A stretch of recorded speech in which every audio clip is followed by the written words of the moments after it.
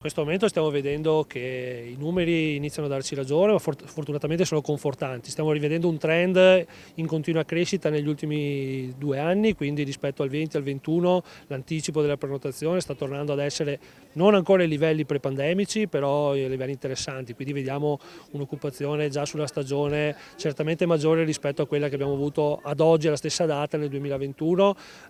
Speriamo sia la prima stagione post pandemia, quindi il post pandemia sia effettivo. Ripeto, i dati sono confortanti, i mercati internazionali stanno tornando e probabilmente rimpiazzeranno quella che sarà una normale, naturale fuoriuscita di qualche italiano, di qualche mercato interno che chiaramente tornerà a viaggiare come faranno gli altri, quindi c'è un sano ottimismo sufficientemente moderato.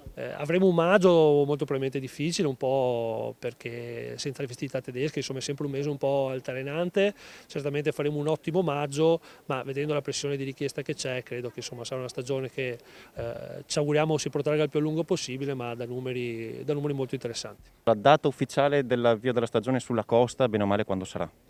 Ma a noi piacerebbe ragionare che la data ufficiale non ci sia, ma che la Costa lavori sempre tutto l'anno. È evidente che, come dicevo, un maggio senza festività tedesche sposta un po' in avanti la data del boom, diciamo così, che possiamo stimarla intorno, certamente dopo il 20 di maggio, sicuramente con l'ascensione il 26 di maggio ci sarà un primo assaggio d'estate. Si soffre ancora la carenza di personale?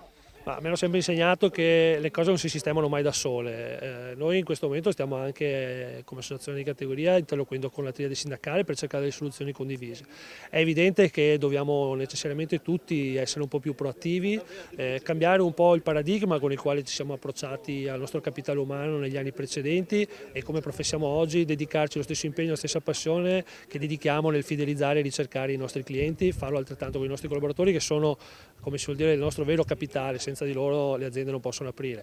È evidente che c'è ancora una ferita aperta e non sarà una risposta immediata a quella che potremo trarne, ma dovremo costruirla nel medio termine sedendo al tavolo tutti i portatori di interessi, quindi ci dovrà essere il mondo datoriale, il mondo sindacale e non dovrà mancare questa volta anche il governo e la politica, perché in questa partita al tavolo devono esserci anche loro.